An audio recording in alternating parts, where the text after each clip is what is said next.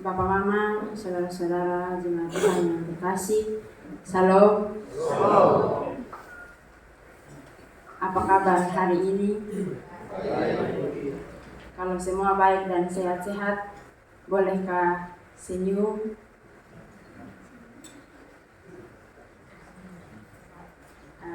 Baik, terima kasih karena sudah memberikan senyum. Bapak Mama, jemaat Tuhan, pada minggu pertama peringatan bulan kebangsaan saat ini, saya ajak kita untuk mengingat beberapa waktu belakangan ini tentang kenyataan sosial yang terjadi di Indonesia atau bahkan juga di Nusa Tenggara Timur. Saya minta pertolongan dari Kakak Ari untuk menayangkan kita.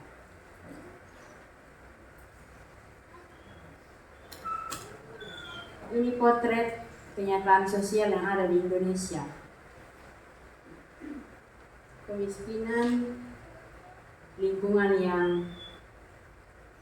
kotor.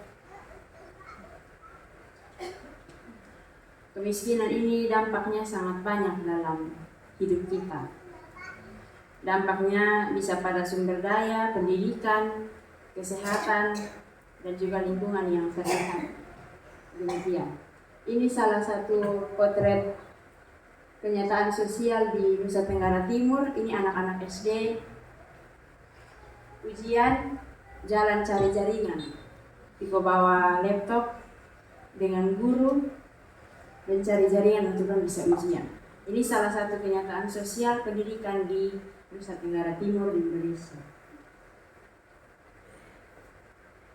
Ini juga masih di Nusa Tenggara Timur, krisis air bersih. Mungkin ketong di mata air nolbaki sode karena ketong punya, puji Tuhan punya banyak air.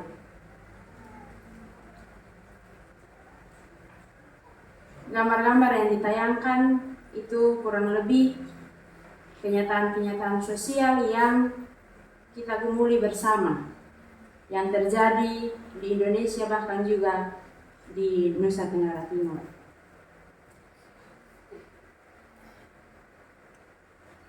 Ada juga, kalau Bapak Mama ikuti sepanjang tahun ini, sudah ada beberapa kasus intoleransi agama yang terjadi bahkan sampai bulan Juli 2025. Saya mencatat ada 5 kasus intoleransi yang terjadi. Yang pertama ada di Banjar, di Jawa Barat. Yang kedua di bulan Juni 2025 di Manado.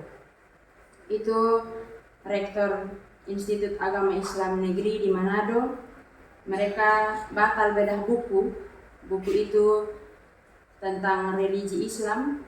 Mereka batal membedah buku itu karena mereka dapat tekanan dari MUI Kota Manado dan Provinsi Sulawesi Utara.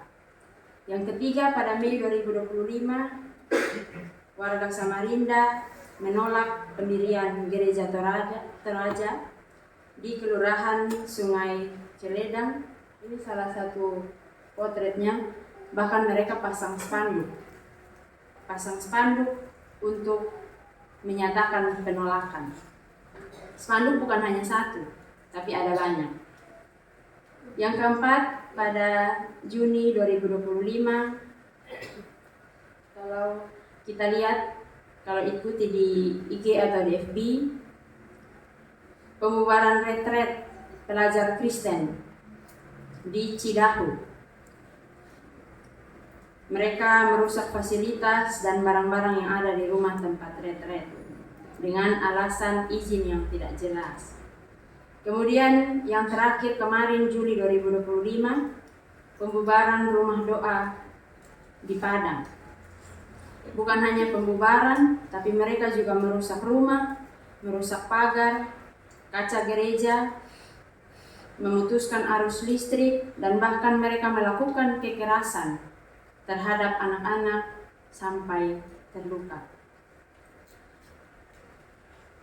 Potret kenyataan sosial yang ditayangkan dan juga informasi-informasi yang saya berikan saat ini hanya untuk diketahui, bukan untuk ajak kita karena kita orang Kristen jadi kita lain, bukan ya. Jadi ini hanya untuk kita ketahui bersama, kita gumuli bersama hal-hal kenyataan-kenyataan sosial yang terjadi belakangan ini. Bapak Mama jemaat Tuhan, dalam kondisi-kondisi yang sudah kita lihat bersama, bangsa kita, Indonesia, atau bahkan kita sendiri secara pribadi masing-masing, kita menjadi rentan terhadap provokasi, ujaran kebencian, dan juga potensi perpecahan. Kita memang seringkali tidak termasuk dalam kelompok-kelompok itu dan merasakan penderitaan pergumulan mereka secara langsung. Namun kita tahu, kita lihat, kita dengar bagaimana perjuangan mereka. Namun ironisnya, banyak di antara kita menutup mata, telinga, dan hati terhadap semua yang terjadi. Padahal kita bilang kita semua bangsa Indonesia, kita semua satu. Soalnya bisa bilang begitu. Kita masing-masing urus kita rumah tangga. Kita mau urus kita rumah tangga susah, gimana mau urus orang lain? Kita mau dari begini nih. Kita orang-orang kecil, kita mau kita sosok apa di itu masalah-masalah. Kira-kira begitu kalau kita bertanya dalam ketemu hati dan diri sendiri. Bapak Mama, saudara-saudari jemaat Tuhan yang terkasih, mari kita lihat kembali pada pembacaan firman kita, Keluaran 3 ayat 1 sampai ayat 17. Keluaran pasal 3 ayat 1 sampai 17 adalah kisah perjumpaan Musa dengan Allah di Gunung Horeb, dan Allah menyatakan diri dengan semak yang menyala, semak yang terbakar, namun tidak hangus. Ini adalah salah satu peristiwa teofani atau penyataan diri Allah dalam bentuk yang melampaui batas-batas natural. Semak yang menyala tapi tidak terbakar menjadi simbol bahwa Allah adalah pribadi ilahi yang hadir dalam cara yang melampaui akal manusia, namun tetap menyapa manusia dalam konteks sejarah dan penderitaannya. Beberapa bagian penting dari teks ini mari kita lihat bersama-sama. Yang pertama tentang identitas Allah. Dalam bacaan kita, Allah menyebut dirinya, "Aku adalah Aku." Kalau Bapak Mama lihat dalam penulisan di dalam Alkitab, itu tercetak huruf besar semua. Aku adalah Aku. Kalau dalam bahasa asli, bahasa Ibrani, Ehyeh Asyel Ehyeh. Nama ini menyatakan bahwa Allah bukan hanya pribadi ilahi yang transenden, tetapi juga hadir dan menyertai secara aktif dalam sejarah umatnya. Allah bukan hanya konsep, tetapi pribadi yang memanggil dan mengutus. Aku adalah Aku merupakan nama baru yang disakralkan dan tidak pernah disebut oleh orang Israel. Namun Tuhan memberikan namanya kepada Musa adalah Tuhan yang sama, yang dari dahulu ketika Tuhan memanggil Abraham.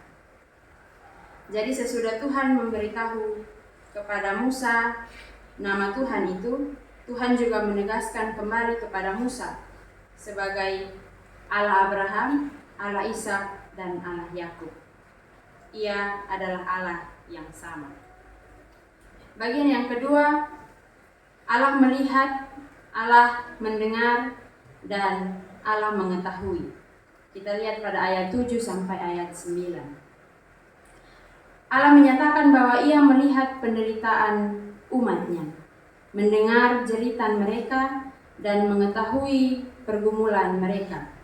Ini menunjukkan bahwa Allah adalah Allah yang empati dan penuh kepedulian.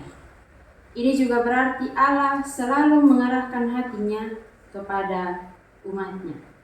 Bahkan dalam pasal yang sebelumnya, tapi ada dalam satu perikop, pasal 2 ayat 24 dan 25 dijelaskan bahwa Allah juga mengingat perjanjiannya dengan Abraham. Keturunan Abraham sudah berlalu cukup jauh. Namun kata Allah mengingat menunjukkan kepada kita bahwa Ia adalah Allah yang setia. Ia setia mengingat, Ia tidak melupakan. Bahkan kepada Musa juga Allah menegaskan, seperti poin sebelumnya, Allah menegaskan bahwa Ia adalah Allah Abraham, Ishak, dan Yakub.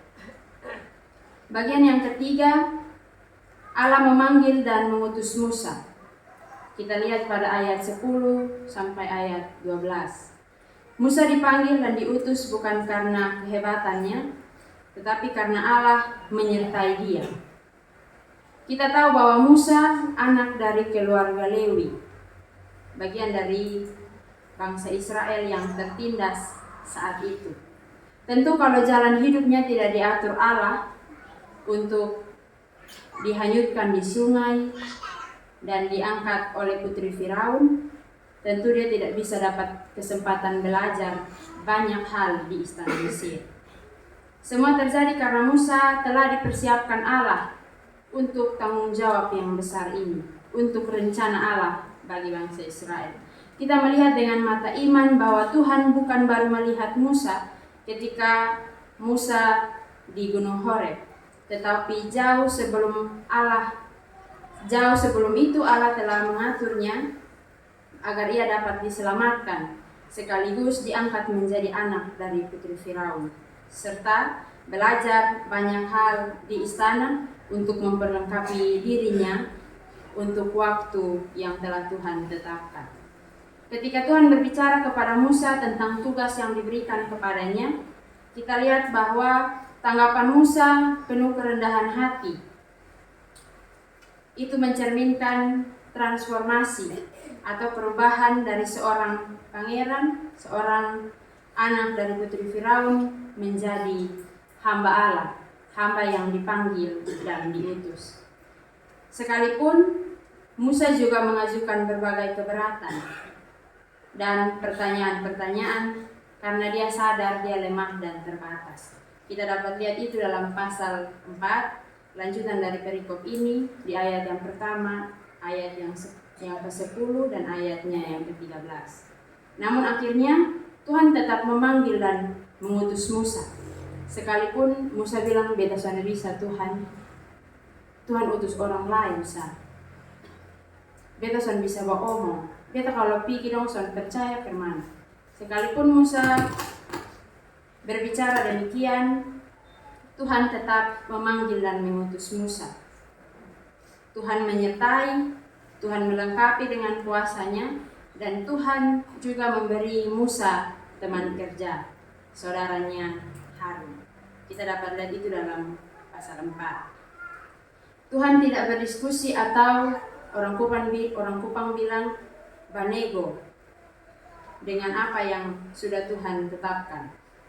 Tuhan sudah pilih Musa, Tuhan sudah utus Musa untuk rencana Tuhan. Sekalipun seperti yang tadi saya bilang, Musa bilang, beta sudah bisa, nanti beta omong orang sudah percaya, beta sudah bisa jalan sendiri.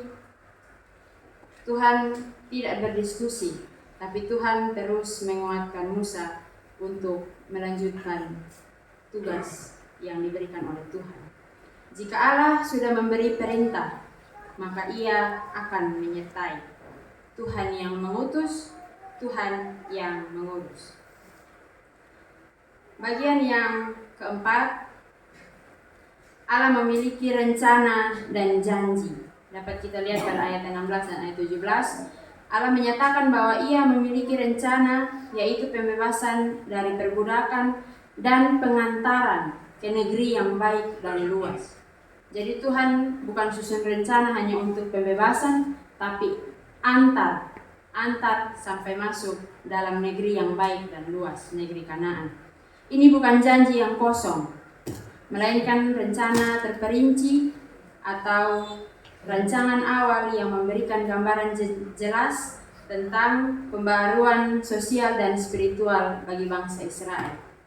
Panggilan dan pengutusan Musa menjadi langkah awal yang nyata dari rencana pembebasan bagi bangsa Israel. Jadi Allah tidak sekadar mendengar, melihat, dan memperhatikan, namun Allah juga bertindak secara nyata untuk membebaskan bangsa Israel.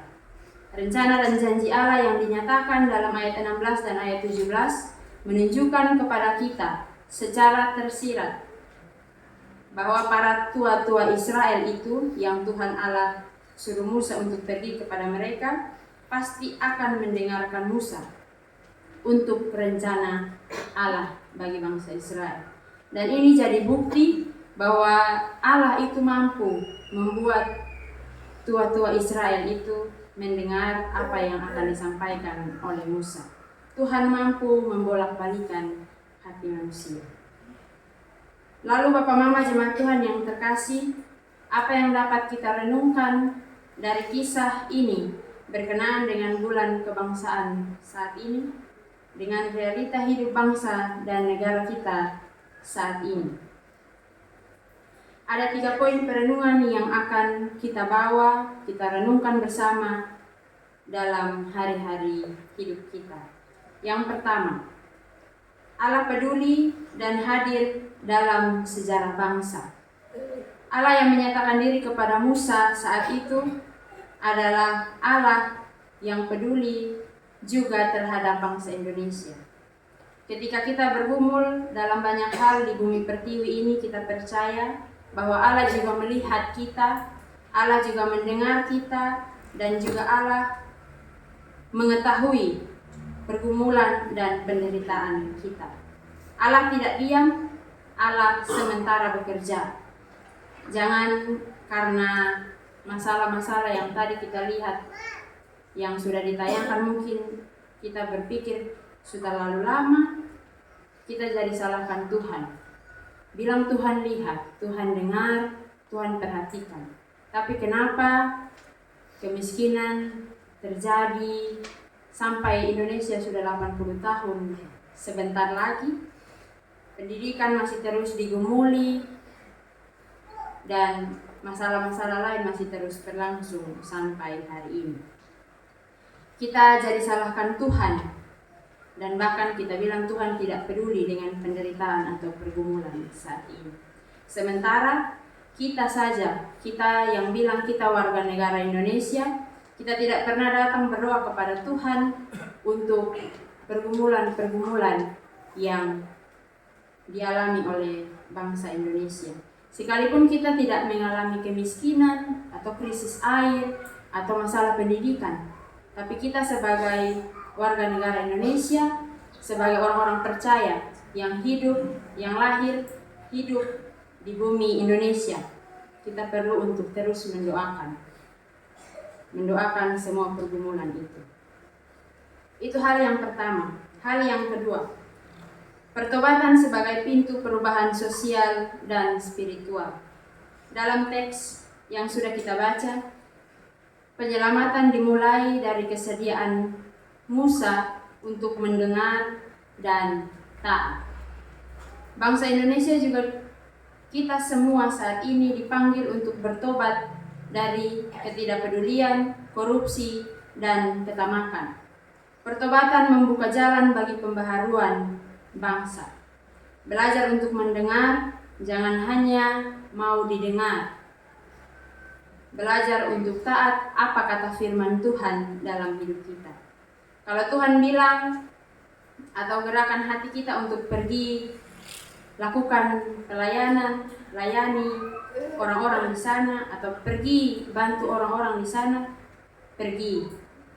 Karena seperti Musa, kalau Tuhan sudah utus, Tuhan akan menyertai.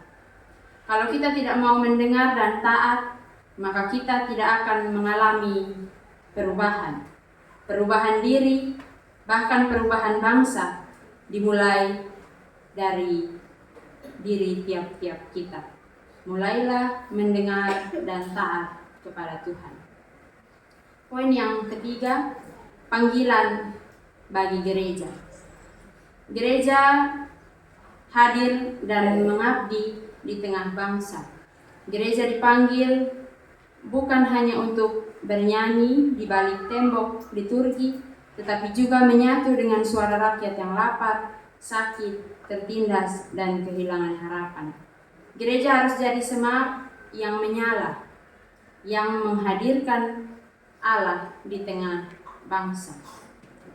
Kita semua dipanggil seperti Musa, karena pada dasarnya gereja itu bukan gedung atau gereja itu bukan soal organisasi, tetapi gereja itu orangnya. Saya, Bapak, Mama, Saudara, kita semua adalah gereja. Oleh karena itu, dalam keterbatasan kita, Allah tetap memanggil dan menyertai kita. Terkadang mungkin kita juga bertanya seperti Musa, atau orang Kupang bilang banego, ketong banego dengan Tuhan. Tuhane, beta ni siapa kok suruh beta pi buat itu. Beta soalnya bisa omong, beta soalnya bisa ini, soalnya bisa itu. Tuhan pilih orang lain sah. Atau Tuhan pilih Bapak Kepala Desa sah. Kepala Desa dong yang bisa. Camat dong yang bisa. Bupati dong yang bisa. Gubernur dong yang bisa. Ketong soalnya bisa. Ketong hanya guru, ketong hanya sopir, ketong hanya tukang ojek. Tuhan jangan suruh ketong. Tapi Bapak Mama, Saudara sekalian, firman Tuhan mengingatkan kita. Kita semua dipanggil satu persatu seperti Musa. Tuhan yang panggil, Tuhan yang utus, Tuhan yang urus. Seperti Musa dan bangsa Israel, kita lihat adakah kekurangan atau bukti Tuhan tidak menyertai mereka? Adakah kita lihat itu dalam proses perjalanan bangsa Israel? Tidak ada. Seperti Musa, kita bukan siapa-siapa tanpa penyertaan dari Tuhan. Namun dalam penyertaan Tuhan, kita dapat mengambil bagian dalam karya besar pembaharuan bangsa, dimulai dari diri kita masing-masing. Jangan pikir kita harus jadi Bapak Kepala Desa, baru kita mau ikut ambil bagian dalam pembaharuan. Kita jadi camat dulu, jadi bupati dulu, jadi gubernur dulu, atau bahkan jadi presiden dulu. Kita semua sebagai kesatuan yang kita sebut Negara Republik Indonesia, warga negara Indonesia, dalam tiap-tiap profesi, dalam tiap-tiap bidang, dalam tiap-tiap tanggung jawab kita. Apapun profesi, apapun pekerjaan, apapun tanggung jawab kita, marilah kita melakukan bagian kita dengan kesadaran bahwa ini semua kita lakukan karena ini panggilan Tuhan. Ini kita lakukan untuk Tuhan dan untuk pembaharuan bangsa. Contoh sederhana yang dapat kita lakukan bagi lingkungan kita. Mari kita buang sampah pada tempatnya. Jangan tunggu ditaruh banjir sama kayak di Osapa, baru kita mau buang sampah di tempat sampah. Bagi pendidikan, mari kita sadar dan paham serta beri pendidikan yang layak bagi semua anak.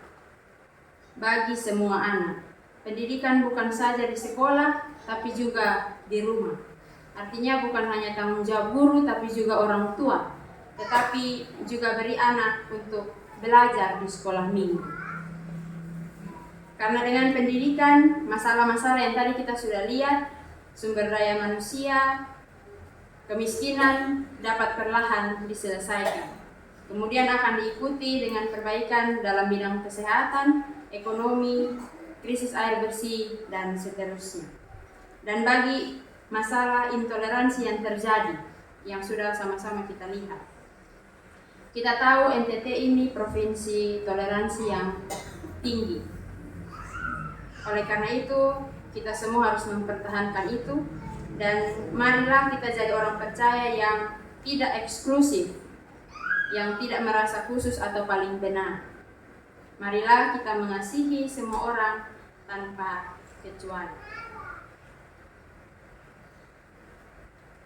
Bapak Mama Jemaat Tuhan yang terkasih, ingatlah langkah kecil pembaharuan yang kita lakukan hari ini adalah setitik cahaya harapan bagi perubahan besar bangsa Indonesia. Doa-doa kita bagi bangsa dan negara kita adalah benih-benih kekuatan bagi bangsa dan negara kita. Marilah selalu mendoakan Indonesia.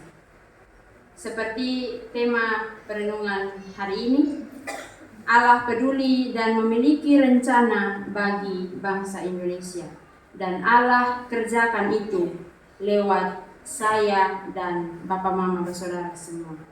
Selamat menjadi berkat bagi bangsa Indonesia dalam bagian kita masing-masing. Tuhan Yesus memberkati kita dengan firman-Nya. Amin.